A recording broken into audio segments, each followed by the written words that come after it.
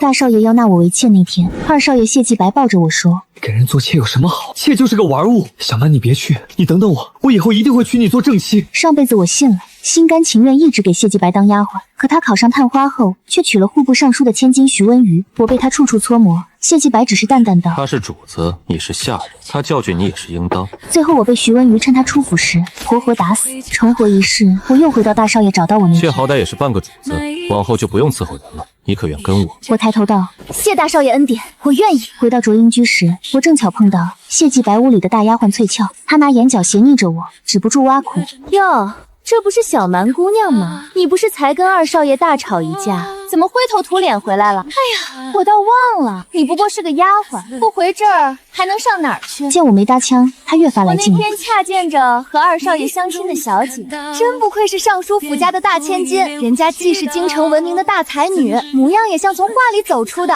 跟二少爷站一块儿，简直是绝配。她捂嘴轻笑：“小蛮，你凭什么跟人家争啊？少爷同你弹琴棋书画的时候，你接什么？聊扫地吗？还是聊怎么缝补？我要是少爷，我也得选徐小姐。你要是懂事，就赶快去向少爷认个错，否则啊，当心日后连个丫鬟都没你的份儿。”我笑了笑，没答话，扭头回到屋里，开始打包行李。我早已答应大少爷去给他当小妾，往后也犯不着再跟翠俏置气。等过2天大少爷回府，我就该搬进去了。卷起铺盖的当口，有个香囊从床铺滑落下来，我拾起那香囊，暗自出神，重活了一辈子，好多旧事我都快淡忘了，可我依旧记得谢继白收下香囊时开心的模样，还止不住的心疼我的手。往后这种粗活交给下人去做就行，哪用得着自己动手？当时我没忍住笑：“少爷，我不就是下人吗？”他蹙眉：“不许你这么讲，在我这儿你从来都不是下人。”他郑重攥紧我的手：“小蛮，将来我是要娶你的。”我顶嘴道：“你是堂堂侯府公子，我不过是个丫头，你怎么能娶我？”谢继白紧拥住我：“管啥公子少爷，我是庶出，你是丫头，咱们天生一对。”咯咯直乐呵。哪有你这么个算法的？那阵子我跟谢继白感情还算深厚，就如他讲的，他亲娘柳姨娘不过是个没名分的妾，在众多姨太太里实在毫无存在感。景顺侯处处留情，子嗣成群，连带着谢继白在家里也一直是个小透明。仆人们见风使舵，全部乐意留他院里伺候，个个托关系，换了主子，唯独我死心塌懒。大冬天，管家推说没炭火，我甚至掏出自己攒的提己钱给他买炭取暖。好在谢继白脑子活，科举考中探花，分进翰林院，当上了命官。景顺侯这才记起还有这么个儿子，总算开始看中他。我俩这才从那破落小院搬出来。无奈谢继白也到了岁数，家里开始替他张罗婚事。我知晓后，跟他大闹了一场。就在这节骨眼上，我偶然间碰上了大少爷。大少爷瞧我还挺顺眼，便问我愿不愿过去给他当小妾。谢继白得知后，当即变了脸，大半夜跑回来找我：“小蛮，你绝不能给大哥当妾！”他紧盯着我，目光里透着丝丝恳求：“小蛮，当妾不过就是个物件，以后谁都能发卖你。我不希望你以后活得跟我娘似的。你等等我，我绝不跟旁人成亲。等我官做大点，不用再愁家里眼色了，我定会娶你。”我一口回绝了大少爷派的婆子。多谢大少爷这般抬举，但我还是想留二少爷这里。婆子苦口婆心的：“小蛮，妾再受冷落也是主子，丫鬟再吃香，说到底也是个下人。二少爷眼下稀罕你，可将来呢？等他明媒正娶了呢，你可得琢磨透，错过了这村可就没这我点下头，我想好了，我信得过谢继白，他不会亏待我。谢继白是越来越忙，回府的功夫是越来越少，可我死心眼，相信我们的情分，没起过疑心。直到那天，我正哼着曲儿在院子瞎溜达，却瞥见边上几个小丫头聚在一块，不知嘀咕啥。这是咋了？我兴冲冲地凑上前：“你居然还不晓得，小蛮姐！”白指那个小丫头激动嚷道：“少爷要定亲了，对方可是户部尚书家的大千金！”我当场傻眼，白指依然亢奋：“小蛮姐，你跟少爷走得最近，你有没有见过那位千金啊？大伙都说她可是京城鼎鼎有名的才女呢。”也不知是不是日头太毒了，我只感到脑袋一阵发晕。我早忘了自己当时搭了什么茬，只记得后来是在丫鬟们错愕的目光中落荒而逃。回屋后，我正巧碰见谢继白锁着眉头在书房写画，我嗓音干涩地问：“你要和户部尚书家千金成婚了？”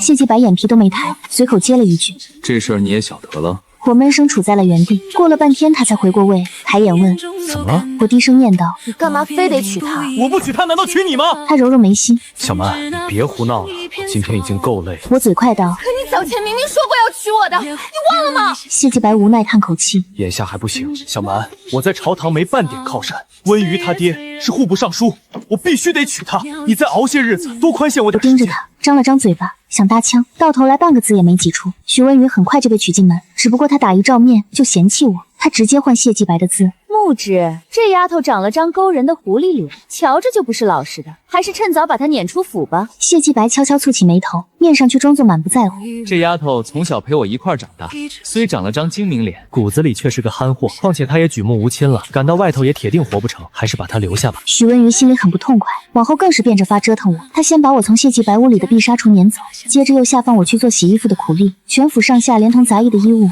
都砸给我一个人洗。大寒冬的，他死活不许我沾热水，我的手长了冻疮，又搓破了皮，一双爪子没眼看。谢继白晓得这事后，仅仅是丢给我一罐膏药，他闷声叹道：“小满，你再委屈忍一忍。”后来徐文瑜翻出我早先送给谢继白的香囊，更是火冒三丈了。他先是派人狠狠扇我的嘴巴子，然后阴阳怪气冷笑：“你不是爱绣香囊吗？那就先赶500个出来吧，我拿去赏下人玩。”缝500个香囊谈何容易，外加我一双手伤成这副鬼样，老早就捏不得针线了。我才还了一句嘴，徐文瑜就去向谢继白告状，说我顶撞他，硬逼我冒着大雨跪在扎人的碎石子上。我冻得发抖，又疼得钻心，没熬多久就晕过去了。等我再睁眼时，谢继白正守在身旁，他正抹药膏涂我的膝盖。瞅见我这一身伤，止不住的心疼。他生来就是这副臭脾气，你咽下这口气，等他气消，忘掉这事儿就好了。这一回我实在是憋不住了，我退让的还不够多吗？谢继白紧拧眉头，你再挨一阵子，平时躲着他点，等我提进吏部就不用再愁徐家我一把掐断话头。你回回都拿等字敷衍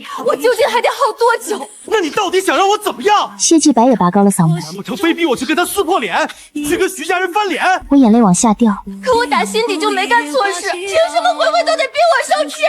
就凭人家是主子，而你是个奴才。他没过脑子就吼出来，声音在书房猛然炸响，我彻底蒙圈了。他也跟着傻眼了，烛光摇晃了一下，映得他的面色一阵发青，一阵发白。我瞧见他喉结上下滚了滚，像是被啥话噎在嗓子眼，可就是半个字都蹦不出来。我猛地一抬头，谢继白，你会跟徐文瑜拿休书散伙吗？谢继白瞬间哑火了，我心里已然摸清底细，我自嘲发笑。那你当初干嘛非得对我许诺说娶我？凭什么丢给我这种空头念想？哄着我死耗。谢继白稍稍偏过脑袋，嘴上没把门罢了。小蛮，咱们不能一辈子都跟个小屁孩似的冒傻气。我点下头，合起双眼，我全明白了，你出去吧。谢继白这回想差了，徐文瑜压根就没翻过这篇破事，反倒更是翻倍整我。直到有回我吃坏了肚子，在那反胃干呕，偏巧被他撞见，他当场火冒三丈，死活认定我爬了男人的床，怀上孽种。我拼死拼活的求饶，绝对没有，大哥请郎中把脉。换来的却是连环大耳刮。他阴阳怪气的冷笑，一个贱婢还配大动干戈去请郎中吗？既然怀的不是木质的骨肉，那就是不知哪来的野种。他目光阴冷的弯着我，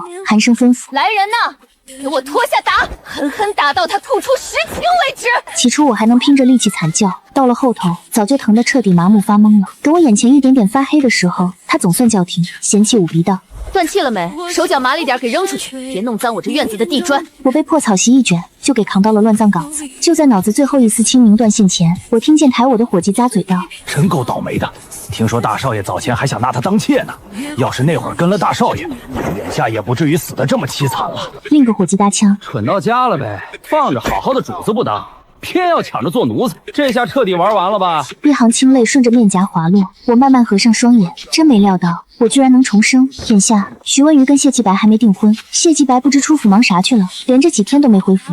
我自个儿图个清静，丫头春桃跟我交情深，我要当妾的事只跟她一个人透了底，她专门跑来道喜。小蛮，你可真是走好运，往后也就是主子了。她笑嘻嘻的作揖，给何姨娘请安。我同她嬉闹了一会，她猛地问：对了，你要走的事，二少爷晓得吗？我愣了下，二少爷这几天都不在府上，还没说呢。但大少爷已经派人知会过柳姨娘了。春桃哦了一下，追问：大少爷咋就突然要收你当小妾了？你跟大少爷以前认识？我摆摆头，又点了头。其实跟大少爷的结识着实有点荒唐。那会谢继白在府里的处境还很糟，仆人们不伺候他，当时正长个子，夜里老是饿，我就偷偷去小厨房顺便吃的，拿回来给他垫肚子。有回我正抓点心，一转头却瞅见门口站着一个人，我吓掉半条命，正纠结要跑还是求饶，可他却呆站着没动。房里黑漆漆的，他又没发飙，我就当是哪个屋来偷嘴的下人。你也是来顺吃食的？我为了套近乎，便一把拽住他往里走。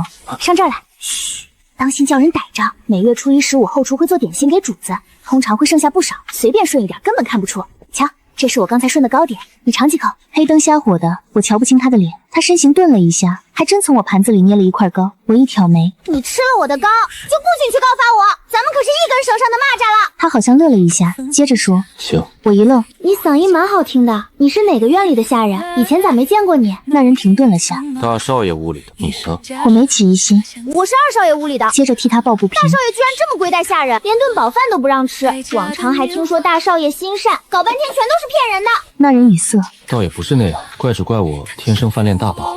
原来是这样。哎呀，二少爷还等着我呢，我得赶紧开溜了，回见。接着跑开了。没几天我又去了，没料想再次撞见那个人。往后几回，每当过去10次有8次都能遇到他。我俩慢慢熟络起来，我晓得了他名字叫季安。季安人特厚道，好几次我来迟了，他都提早给我留了饭。他打听二少爷老是饿肚子吗？我叹气说，二少爷不受宠，下人们全是那副势力，有时端来的饭菜都是馊的，根本没法吃，不然我也犯不着来偷吃的了。既然日子过得这么惨，你咋不想折去别的院子里当差？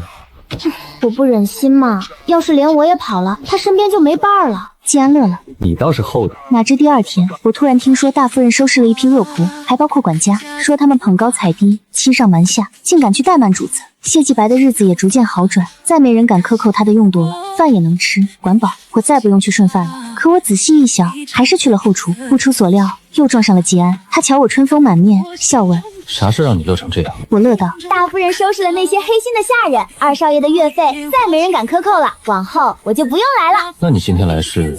我从袖里摸出一条结绳，我是专程来谢你的，这东西送你。季安一怔：“你编的呀？”这阵子多亏你关照，往后我也就不来了。你一个人多留神，保重啊。季安郑重收下结绳，趁着月色，他目光好像一直盯在我身上。片刻，他乐了。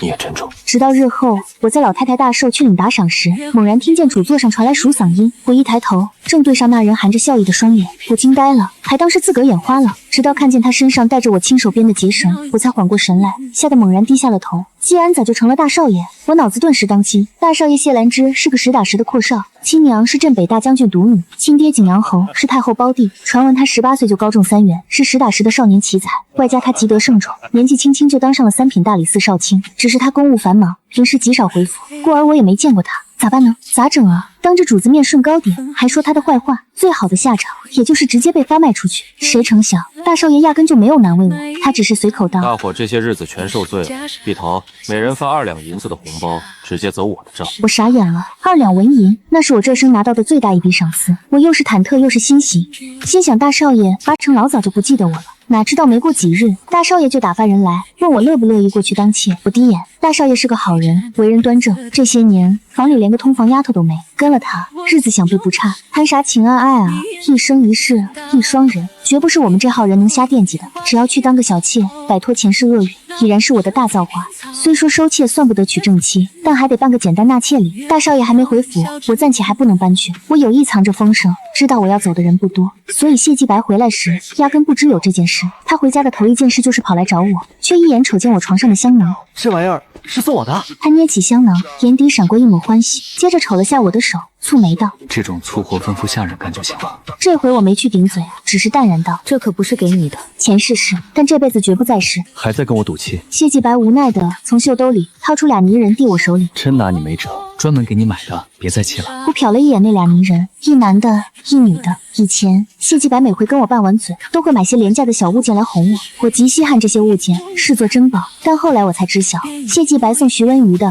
全是金银首饰和绫罗绸缎。你看他嘴里说稀罕我，可原来这份喜欢也得看人下菜碟。我是个丫头，自然只配破烂泥人。我不接，谢继白硬往我怀里塞，推拉中泥人掉在地砖上，摔得粉碎。谢继白脸色变了，这可是我费劲才寻来的，小蛮，你到底要胡闹到什么时我仰头候？盯住他，听说你要成亲了。回想以前，也差不多这时候，谢继白要跟徐文瑜定亲了。谢继白猛然盯着我，眼底掠过一丝慌神。你咋会晓得？我不吭声。口个半天，你是为这事儿跟我赌气？谢继白暗叹，徐文瑜他爹是户部尚书，这桩婚事是老太太拍板，我也没胆子违抗。他拉住我解释，但我娶她纯属碍于父母之命。小蛮，你晓得我只稀罕你，你再多等我几天。我忍不住笑出声，还等啥呢？等他过门后，难不成你能跟他散伙再娶我？谢继白一噎，终于有了几丝烦躁。那你想让我咋办，小蛮？我不娶她，难道娶你吗？我不过是个丫头，自然高攀不上二少爷的。您同徐小姐天赐良缘，祝2位百年好合。我轻笑道，给您道喜了，少爷。我可是打心眼恭喜他，我们都找到了好前程，彼此各遂心愿，咋能不算是喜事？可不知究竟是为啥。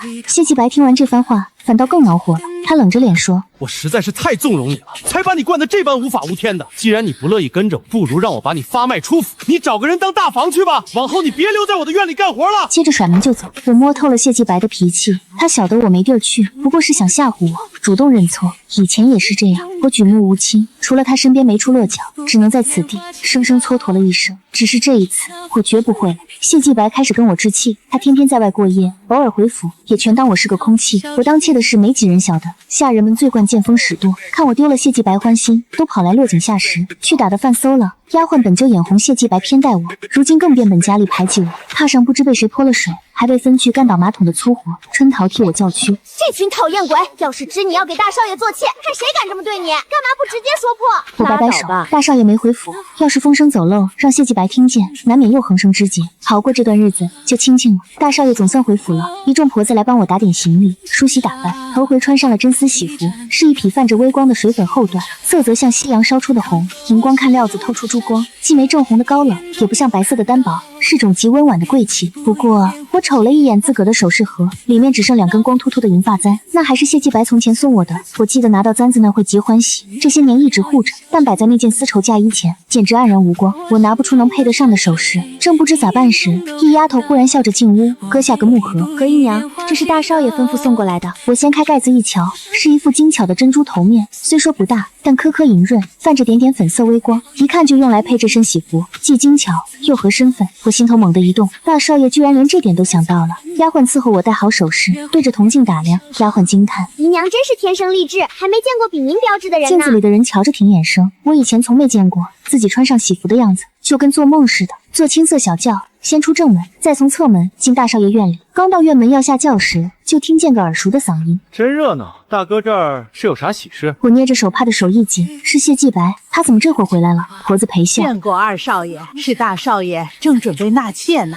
纳妾？谢继白嗓音有些诧异：“我大哥要纳妾？”对啊。谢继白来了兴致：“啥天仙让我大哥这人动凡心，妾是啥来头？”婆子答道：“是个小丫头。”丫头？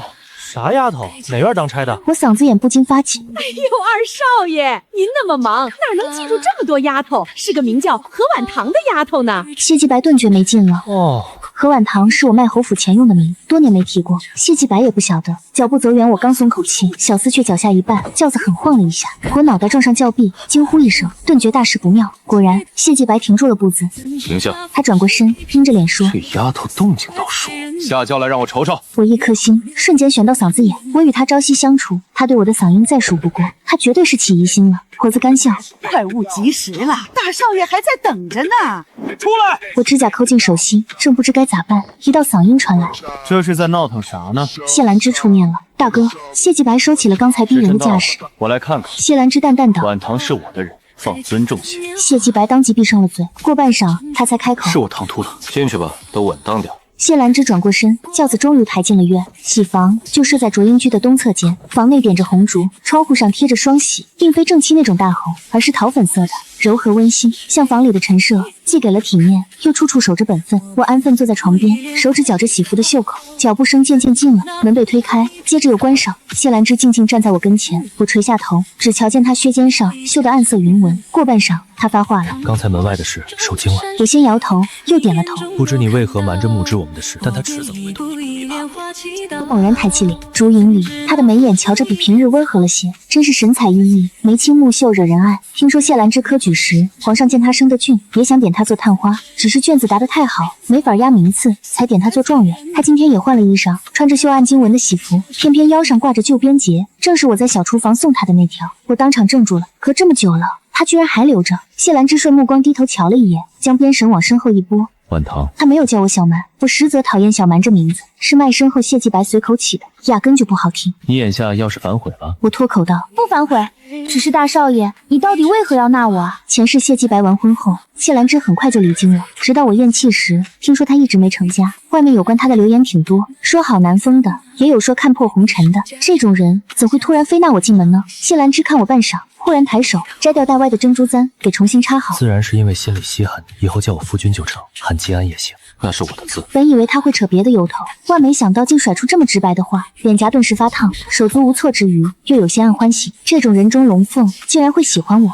前世谢继白从未对我讲过这般软心肠的话，他说的最勤的无非是让我守着他。谢兰芝往后退了半步，端起2杯酒递给我一杯。交杯酒，来吧。我接过酒杯，指头微颤，杯里的酒液跟着晃动，双臂交缠时，他的袖口擦过我手腕，带起一阵松木香，同时一口饮尽。这酒太辣嗓子，呛得我没忍住，咳了一声，红烛烧得噼啪作响。谢兰芝攥住我的手腕，带我走向了床榻边。我明知会发生啥，心跳还控制不住的狂跳，紧张的满手虚汗。传言大少爷从前连个通房都不曾有，虽说是个拔尖才子，可这事到底懂不懂行？他勾起唇角，耳根微红。特意补过功课，绝不能当你。窗外月光透进窗纸，在地上落了片云白。喜烛烧了大半个夜，滴下的蜡泪堆叠如山。这回谢继白正满府找我。小蛮呢？他蹙着眉问春桃，春桃恭敬回：少爷，何姨娘早搬进大少爷院里了。我没打听啥何姨娘，我问的是小蛮。他猛然回过味来，顿时黑了脸色。大哥今儿收的是小蛮。对，他脸上掠过一抹错愕，随后火冒三丈。半点没听说。我屋里的丫头，大哥闷声不响就收了，什么时候的事儿？说罢，抬腿就要往外走。我不答应，我去把人讨回来。站住！柳姨娘蹙眉走进来。这事儿大少爷早就知报过我了，也是我点过头的。谢继白沉下脸。你干嘛非答应？你心里清楚小蛮？清楚个啥？柳姨娘板脸。你好不容易攀上尚书府千金的亲事，要让徐家听见你跟小蛮的风声，万一人家悔婚咋办？我跟小蛮清清白白。你当我是个瞎子？你是不是还盘算等徐家姑娘过门了，再收小蛮当妾？可小蛮绝对不答应的，他哪舍得离了我？铁定是大哥硬逼着我。是人家自个儿乐意。柳姨娘蹙着眉，小蛮好歹也在院里伺候这么些年了，若是他不愿意，我咋可能去强逼他？谢继白当场愣住。柳姨娘走上前。继白，这事儿对你跟小蛮都有好处，她不过是丫鬟，回头娘再给你挑几个。在谢兰之院里的日子比我想的还要好，老夫人和夫人都信佛，成天闭门清修，去请过2回安人家，就免了我的规矩。况且虽说是个妾，谢兰之却没娶正妻，也没别的小妾，在院里我是最大头，谁也管不着我。我本以为自个会伤心，会记恨那2个人，每天吃好喝好，到处撒欢，居然有些快把他们忘了。有天我领着小丫头在园里折桃花，准备插瓶，背后冷不丁传来一阵嗓音。小蛮，我扭头，谢继白正处在不远处，眼神复杂，带着伤心、纳闷，甚至还有被出卖的恨。我脸上笑意变淡。二少爷，谢继白嘴角扯出冷笑。我起初当是大哥硬逼你，真没料到是你自个儿乐意。瞅你这一身绫罗的，看来日子挺好。我点头，有一说一，日子确实挺好。谢继白嘴角绷紧，黑眼珠死死瞪着我。交代你等我，你为啥就是不肯等？你眼馋这些首饰，干嘛不跟我提？哥能赏给你的，难道我就给不起？他喊到最后，眼圈里竟有些隐隐发红。我乐了。你让我等个啥呢，少爷？你就要成亲了，难不成我得熬到你娶徐小姐后散伙再娶我，还是等她入了门你再收我？既然都要做妾，给大少爷做。谢继白满脸扫兴。我一直当你是特别的，没料到你也一样势利。随您怎么说吧，少爷，我不想再做下人，任人摆布了。我懒得拿以前的事告诉他，就算说了他也不会信，干脆当我是个嫌贫爱富、削尖脑袋、爱攀高枝的人也罢，起码他往后就不会再缠着我。谢继白手背抱起青筋，猛地一把拽住我。是我的人，我没点头放你走，跟我回院。大哥那头，我亲自去交涉。用不着你费口舌，我来了，过来，晚堂。谢兰芝的嗓音传来，他走上前朝我递出手，我立马一把甩开谢继白，躲到谢兰芝背后。谢继白整张脸绿了。大哥，小蛮可是我的丫头，你凭啥横刀夺爱抢人？收房这事儿，我早问过晚堂和柳姨娘口风，是柳姨娘亲耍身契交给我。他带着几分纳闷。晚堂在你眼里就是个使唤丫头，但在我心里是心头肉，你干嘛非拽着她？你若是缺个使唤丫头，我大可以陪你10个100个的。他对我来讲跟别人不一样。哪儿不一样？我稀罕他，要不是半路被你抢走，我是要娶她过门的。谢兰芝乐出声来，眼底飞快闪过一抹瞧不上。娶她？晚桑在你院里熬10几年了，我也没见你娶她。况且你早跟尚书府定亲了，你拿啥娶晚桑？做平妻还是做妾？这是徐小姐晓得吗？谢继白嘴巴半张着，却半天没再憋得出一句话。谢兰芝顺势牵起我的手。晚堂这丫头心眼实在，我猜你若真对她好，她绝不会来我这儿。二弟，办不到的破事儿，往后还是别再乱许支票了。说罢，他便牵着我离开，脚步却一停，回头说道：对了，她的大名叫做何晚堂，不是啥小蛮，以后你放尊重点。谢兰芝的院子叫焕丰院，名儿斯文，地界也算清静。她没打听我跟谢继白的旧账，只是每天下衙回家，不论多晚，都会陪我吃晚饭。还会给我带些物件，偶尔是城南买的桂花糖糕，有时是出衙门顺手摘的一枝红梅花，有时是水头不错的翡翠玉镯，或几匹颜色亮眼的软绸缎，贵重便宜都有。每天不带重样，我起初还有点放不开，日子久了习惯了，胆子也大了些。一天，他在书房看书册，我在堂屋外剥栗子，剥着剥着，我脑门灵光一闪，探头问：“大少爷，你以前说心里有我，是啥时候开始的？”谢兰芝翻书页的手一顿，叫声夫君。我脸皮一红，小声嘀咕了句：“夫君。”他这才放下书本，认真琢磨。估摸是在后厨分我吃糕那会，那糕味道不错。我傻眼，那是顺的糕，又不是我做的。我心里有数。他嘴角微微往上挑，但你吃糕的模样确实特别逗。我一听就不乐意，吃个糕也觉得逗，算啥门子由头？我又不是偷油的灰耗子。谢兰芝瞧我发懵，反问道：“那你呢？我啥玩意儿？你是打啥时候开始看上我的？”我耳根子直发烧，低头继续剥栗子。哪个说喜欢你了？脸上却早飞满红霞。他嗯了声，重新拿起书，语气散漫：“那昨晚到底是谁嚷着让我？”我抓起栗子，一把塞他嘴里，他嚼了2口，脸色全没变下。没那块糕甜。谢兰芝甚至把整个院的管账全都甩给我了，真不懂他打哪弄来那么多旺铺、田产和银票。我瞅着直咂舌，连动静都哆嗦了。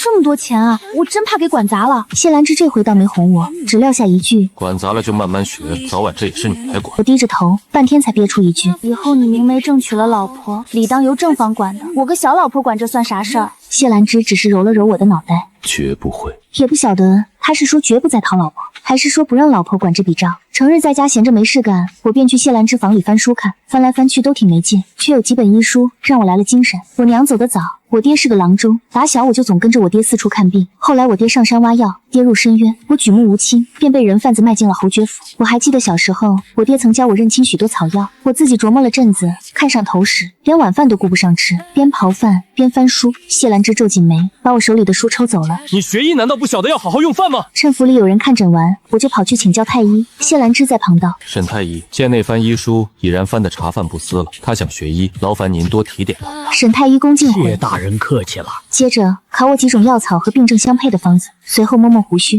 夫人当真天资聪慧，居然能背下这么多药方。可是行医光看书本不行，我徒弟在前街开了个药馆，夫人若是有疑问，可以去问问他。这下子我更兴奋了，天天钻研各路药方，若是摸不准，就拉下脸皮去问沈太医的徒弟。接着拿谢兰芝练手，摸着摸着人没声了，见我不吭声，谢兰芝挑眉：“咋了？”我看你脉象深沉无力，般有齿脉细弱，估摸是……估摸是啥病？我偷瞄他一眼，努力憋住了嘴角。估摸是肾亏。谢兰芝只直勾勾地盯着我，我心下一咯噔，寻思是不是谢兰芝对我太好，我有些得意忘形了。这种玩笑对个男人来说似乎有些过火，何况他是主子，我不过是个妾，说的难听点，也只不过是个下人罢了。我刚想认错，他却笑出声：“不假，最近你忙着学医，亲热省了些，我可能真有些亏，辛苦夫人亲自。”话没落，直接走上前把我抱起。我八成是误诊了。大呼，却被他一把摁倒在床，扯下床罩。没事，一会儿你大可亲自查验一会儿，想必以后就不会会诊错了。刚入下第一场雨，谢兰芝突然被圣上派去查处贪腐案，我不知咋的，总觉得心里不安，于是非要跟着去。谢兰芝实在拧不过我，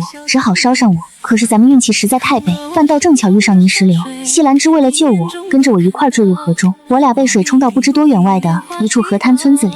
落得一身是伤，不过总算捡回条小命。出山庄的道被大水冲下的烂泥石头给死死堵死，一时半会儿走不脱。咱俩身上也没带银两，只好掏出我兜里仅剩的一丁点碎银，租了村头一间破茅屋，临时歇下脚。身边没了仆人伺候着，凡事全得靠咱俩亲自动手。所以我正做饭那会儿，谢兰芝挺有眼色的，抱来干柴生火。他这种大少爷哪懂生活，一时间竟破天荒的有些笨手笨脚，被烟呛得直咳嗽。谢兰芝一抬眼，我还是头回在他面上瞧见发懵。瞧着不大对。我盯着他脸颊上不当心抹到的黑炭灰，一直悬着的心却冷不丁放松下来，没憋住，直接乐出声。他有些发呆的瞅了我一阵，这才回过味来，伸手抹了把脸，紧接着瞟了眼黑手，也乐了。煮的是粗米，用的是破边锅，烧的是潮湿柴。咱俩瞎折腾了大半天，被烟熏得直淌眼泪，一锅饭还是烧焦了。屋子里连张饭桌都没，咱俩全蹲在门槛上，端着那碗焦饭对付。我眼角瞥见谢兰芝的眉头稍微蹙了一下，却还是不动声色的刨光了那碗饭。大水退去后的黄昏，天际的云彩红得像火烧一样。你说咱们还能回去？我猛地出声，他攥紧我的手。能的，我保准能将你带回府。咱俩就这么在屯子里安顿下来，眼下就剩我两人，哪还管啥主子小妾的，谁都得下地干活。真没料到谢兰芝适应得居然还不赖，啥活都亲力亲为，也从没见她喊过一声累。恍惚间，咱俩竟活像一对实打实的村里小夫妻。谢兰芝摸清了生活，天黑了还会煮好水端来给我泡脚。他平时会给屯子里的娃娃认字教书，换点赏钱。我也跑去给乡亲缝缝补补揽些零碎活。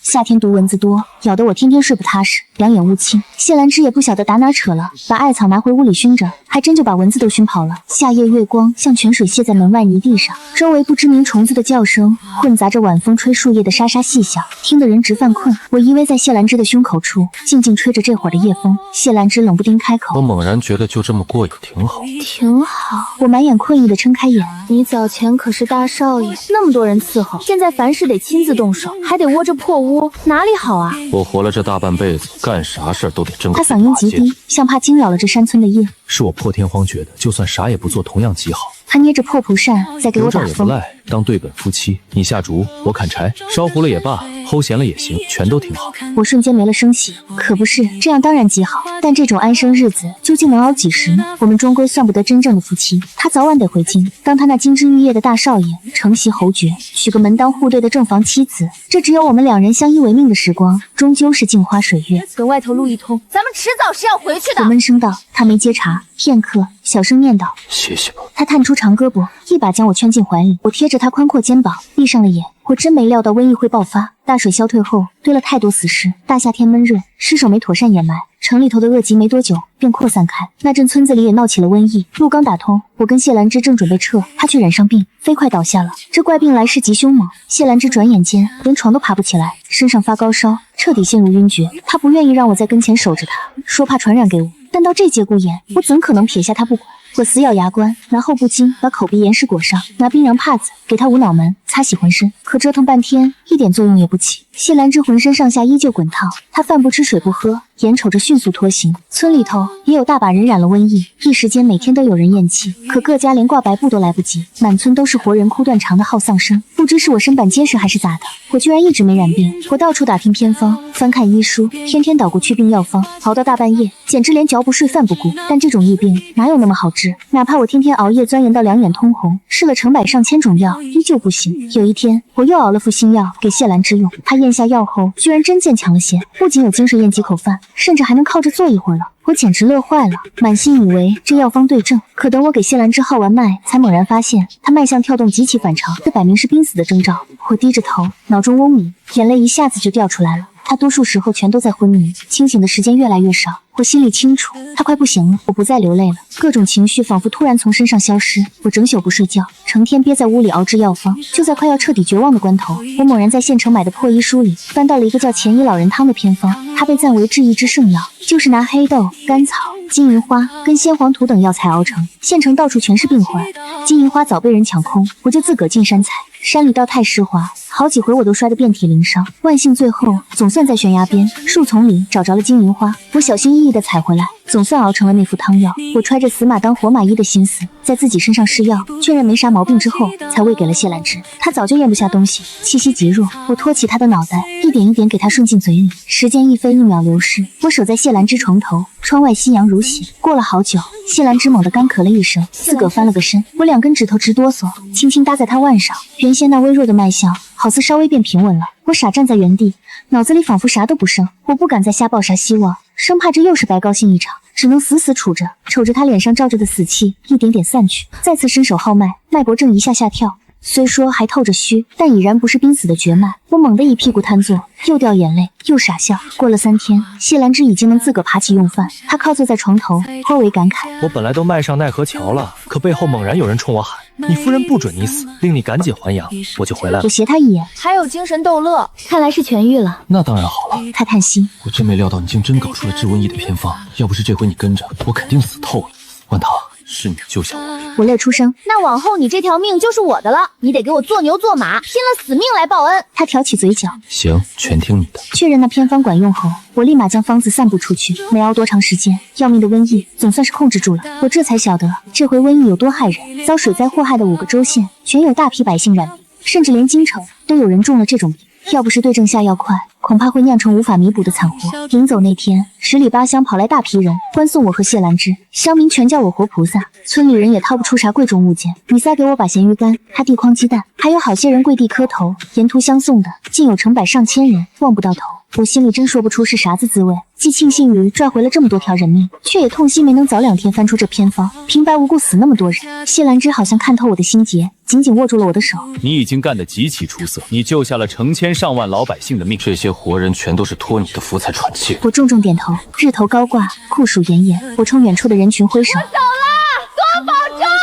回京城那天是大晴天，幻风院的花草都比李府10寸高一截。丫鬟正规整行呢，边叠衣物边拿袖子抹泪。您可算平安回府，奴婢听闻您遭泥石流，吓得我还没道出功夫宽慰他，院子外猛地传来吵嚷声，是宫里来人，领头是个白净没胡须的公公，端着黄澄澄的圣旨，笑得眯起双眼。何事听之？扑通跪地上，耳畔全是我自个擂鼓般的心跳。阖家晚唐，品行端庄，心怀仁德，大义横行之际，虎言神药，救下无数黎民，振兴大悦，特册封为仁安县主，赏10亿300户，钦此。全府主子下人都跑出来跪听旨意，听完目光全盯向我，有嘀咕的，有震惊，我双耳轰鸣，几乎听不进后面的只言片语。县主，谁？我？传旨公公将圣旨塞进我手里，乐道：给县主道大喜，您救下了这么些条命，绝对是功德无当。我家有个亲妹子，也是灌了您的药好的。这道旨意是谢大人专门为您讨的，他还跪求圣上给您赐婚呢。我猛然仰头，谢兰芝正站在院门口，满脸带笑望着我。公公走后，谢兰芝迈步靠近，从袖兜里摸出一张红纸递给我，是婚书，拿的是大红的底，写着合婚更帖之事，男婚女嫁，名为正娶。我抬头望他，他垂下眼，嗓音略带低沉。那天在破茅屋里拜堂，连身像样点的嫁衣都没。我许诺过要娶你当正，有这个才算数。我死捏着那大红婚书，半天吐不出半个字。我总算盼到了这一天，但做梦也没料到，八抬大轿娶我的是谢兰芝。我用力吸吸鼻子，存心板起脸。哪个答应要嫁你啦？圣上答应的。他脸都不红。圣旨白纸黑字写了，仁安县主赐婚大理寺少卿谢兰芝。你刚没听清？我赶忙将皇圣旨抖开，扫了一遍，最末尾果然有这么一句。我紧盯着他双眼，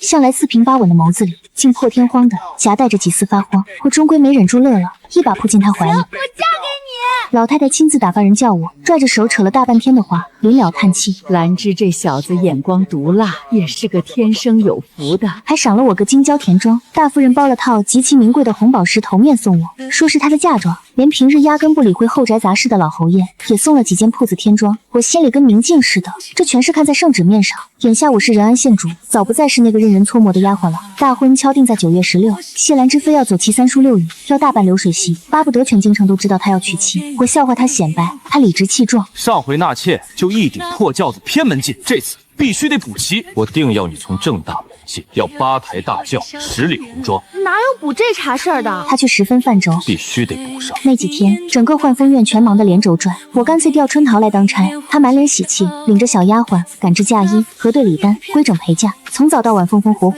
没料想到，就在这个古节眼上，谢继白来了，我差点都没认出是他。短短几月没打照面，他瘦得脱了相，原先很合身的料子挂在身上直晃荡。听人说他也中了瘟疫，今天才刚从昏迷里转醒，用了我的方子，才硬是从鬼门关捡回一条命。我本能的心生防备，还当他是专程跑来搅黄婚事的。但他望我的眼神却有点邪门，不像是带着火气，也不像是带恨，而是一种我打没见过，掺和着极其痛苦与彻底恍然的怪表情。他那嗓音干哑，得像操砂纸猛刮过破石头。我往后退了小半步。二少爷跑来，有啥贵干？他顿住脚，两片嘴皮子哆嗦，活像千言万语堵死在喉咙，最后只挤出一句：这回是我欠你。我淡然道：二少爷哪有对不住我的地方？我提的不是这回。他猛摇头，眼眶通红。我说的是以前。我端热茶杯的手停住了，心里死活想不通，你当时咋那么突然，那么狠心的转头选大哥？谢继白的声调都打起飘。可是得了瘟疫快咽气时，我做了个梦，梦里的一切真真切切，活脱脱就是前世。他扬起脸，我终于弄懂你干嘛突然答应去给大哥做妾。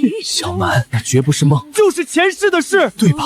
院里飞鸟离开枝头，夕阳西落，我硬是没搭腔。谢继白苦笑着扯起嘴皮，那副模样比哭难看。果然如此。他突然发疯似的掐住我手腕。小蛮，以前全是我瞎眼亏欠，我真受够了被人踩，啥都没有，什么屁都不是的烂日子了。我成天想去抢夺，挖空心思往高处爬。我起初寻思只委屈你稍微等等，我早晚要娶你。可是地上晕开一团水花，重活了这2辈子，我还是破天荒的头一回见谢继白落泪。后来我杀进内阁，亲手查抄了徐家满门，宰了徐温瑜。可我爬得越往上，越觉得发寒。等身边只剩我这孤家寡人，我才彻底明白，杀子权势地位全都是放屁。他近乎死死哀求地盯住我，我只想你能守着我。我把徐家那门婚事给退了，你跟着我过行不行？你留大哥院里顶多是个妾，我明媒正娶你做正房，8抬大轿打正门抬你。以后我院里只留你一个主母，绝不嫌弃你这出身，哪怕你是个丫头或者是公主。我一挑眉，冷着脸打断：你还没听说？听说啥？他猛地愣住，把你拉出鬼门关的方子就是我淘来的，皇上早封我当县主了。我跟大少爷重下了聘，他要3书6礼，风风光光娶我做妻呢。谢继白像秸秆木头，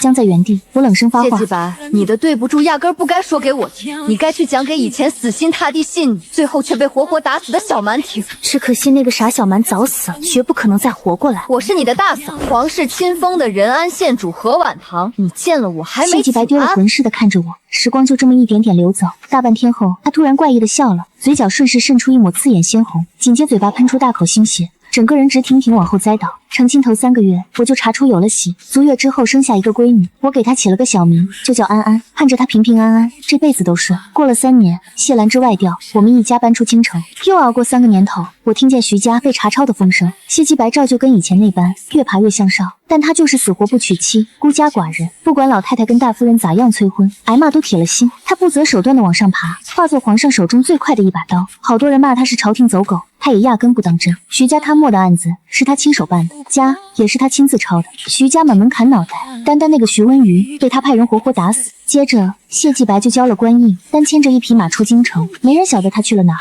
听到下头人传来的信儿时，正是个夏夜，我正陪着闺女玩耍，听完有些发呆。安安手里攥着一截桃枝，蹦跶着跑到我跟前来。